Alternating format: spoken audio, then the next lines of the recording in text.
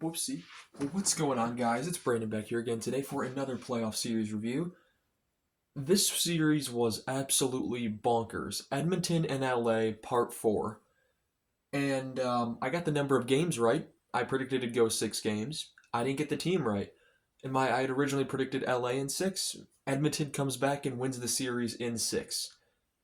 I don't know where the heck LA is supposed to go from here.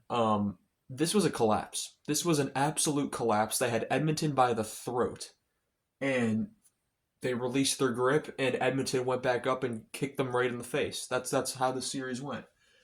Game one is a madness. LA's up 3-0 or 4-0 at one point, and Edmonton storms back. They tie it in the last minute and a half, and then Warren Fogle, the former Oiler, comes on the ice and scores right after they did that and wins the game 6-5 for LA.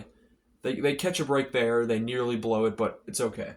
Game 2, they assert their dominance. They win 6-2 at home, and they have a 2-0 series lead going to Edmonton.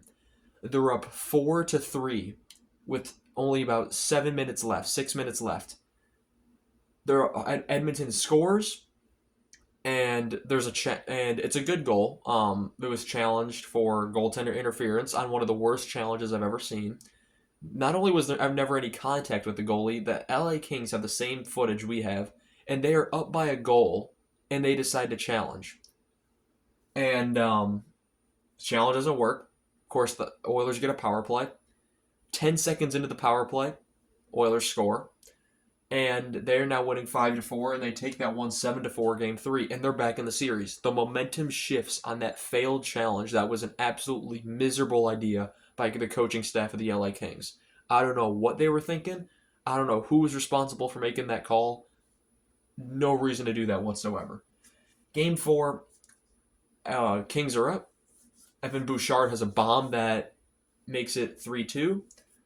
And he has another bomb with about 30 seconds left to put the game... No, he ties the game 3-2. And then, he ties the game. He makes it 3-2. He then ties the game at 3-3. Draisaitl gets the winner in overtime. The series is tied. And at that point, I had no concern about who was winning the series.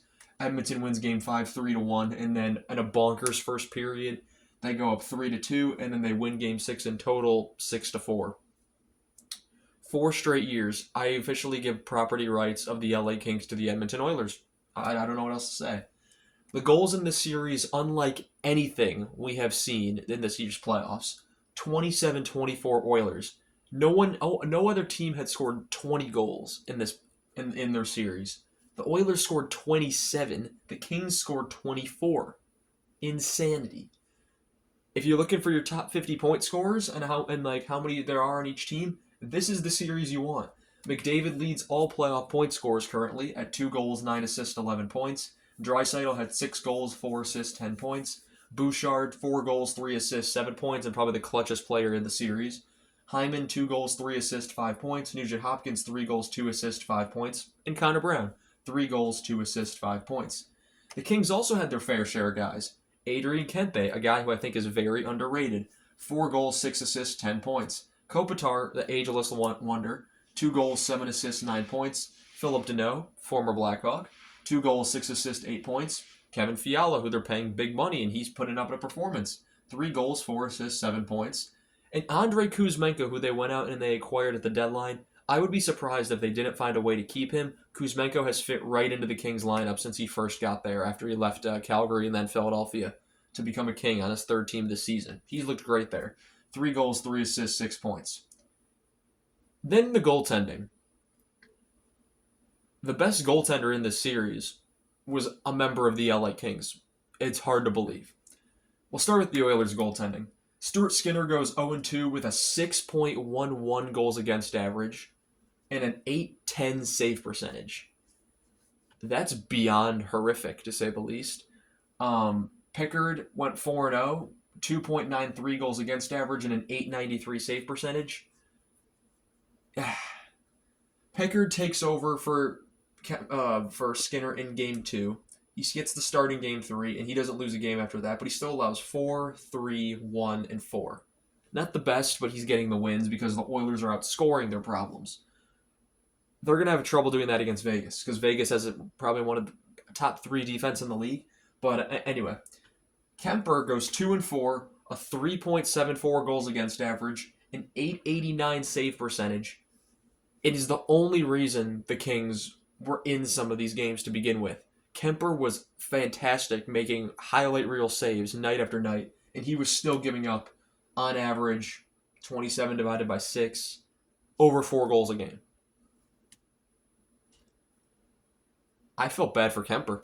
Kemper was got thrown out to dry. I saw a lot of blame getting thrown at Kemper earlier, and he's the only reason the Kings made it in this season. Like, the game one collapse, you can't blame it all on the goaltender. That's a team effort. A team doesn't go from 4-0 and just collapse under everything. It's Kings have some soul searching to do. Whether it be purposely tanking if they're in a 2-3 race with the Oilers to not play the Oilers, I don't know what this team needs to do. Because I had the Kings going to the conference final this year. I thought this was their year. On paper, I thought they were better than the Oilers were. And the Oilers didn't even have Ekholm. It's insane. And a lot of soul searching to do for the Kings. But Oilers take the series in 6, and they got Vegas next. 2 series left, of which both are going to Game 7, one tomorrow and one in 2 days. But I want to thank you all so much for watching this video, and I shall see you all in the next one. Have a good one.